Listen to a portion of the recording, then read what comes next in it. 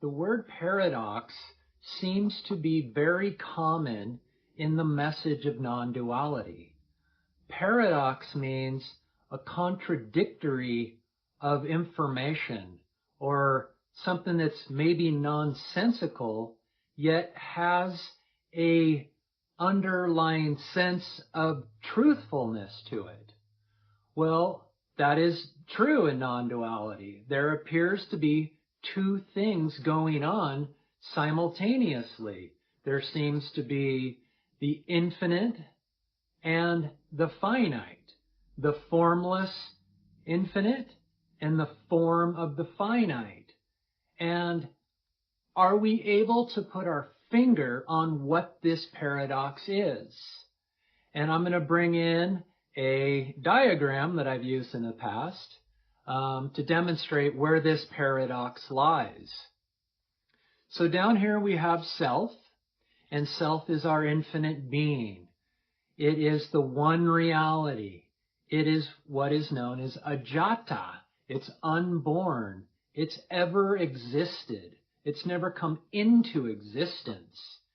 It never fluctuates. It never vibrates. It's this permanent essence of your being.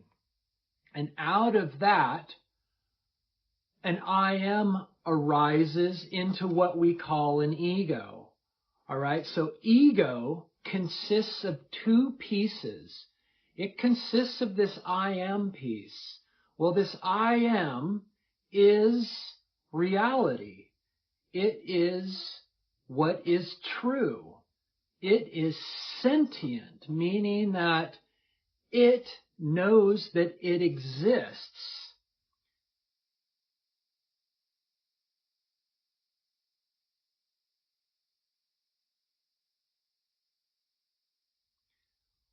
Where the ego comes into play is when the ego adds adjuncts to I am through the mind and the body and the five senses. So through thoughts and ideas and images, through feelings, emotions, and sensations, and then through sight, smell, taste, hearing, and touch. These are what we would call our attributes. We could also add on to here our identities.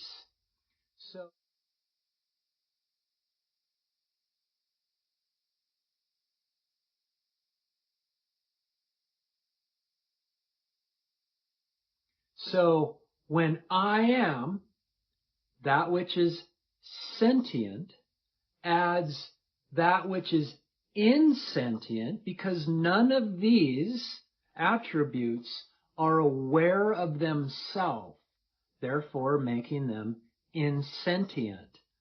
The ego ties the sentient to the insentient.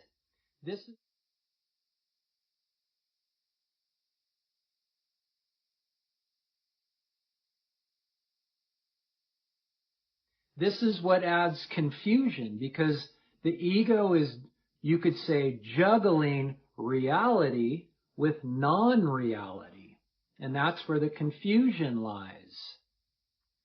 The ego it's non-existent. It just appears to tie these two together. And the ego could be known as the sense of I, or the sense of me, sense of person.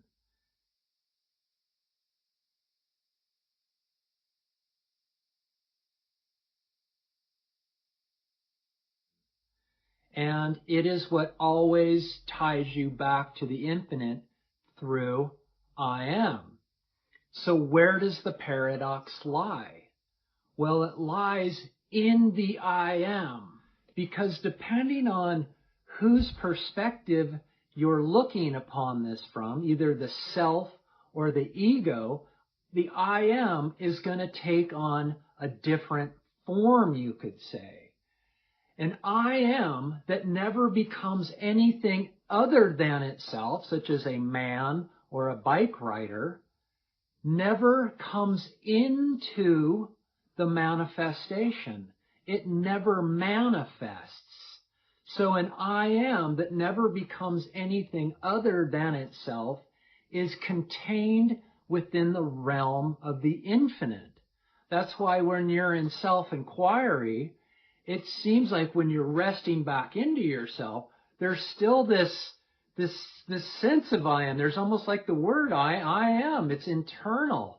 And an I am that never manifests is part of the infinite.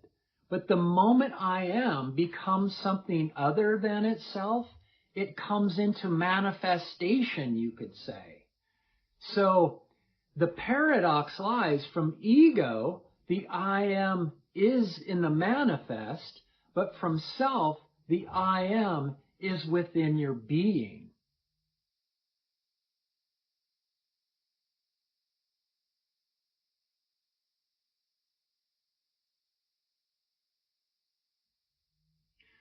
I've heard some sages say that the I am coming from self into the manifestation, I am is considered the last freedom.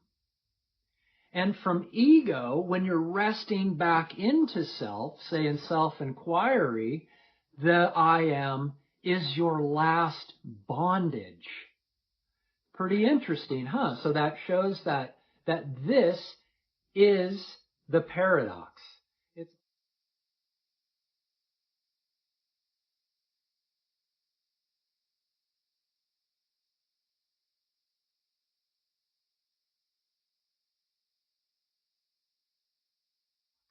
It's almost as the I am is like, this whole thing is like an hourglass, and the I am is the little slot, the conduit that that that connects these two realms of the manifest and the unmanifest.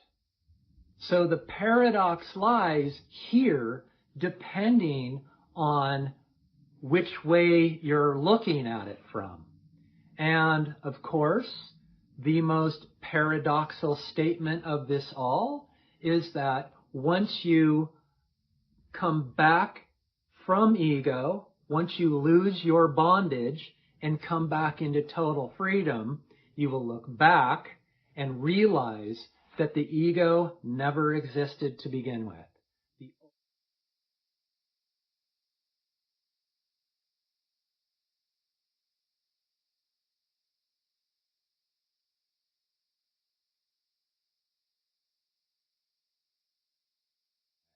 The ultimate paradox, and that is the experience of what we call self-realization.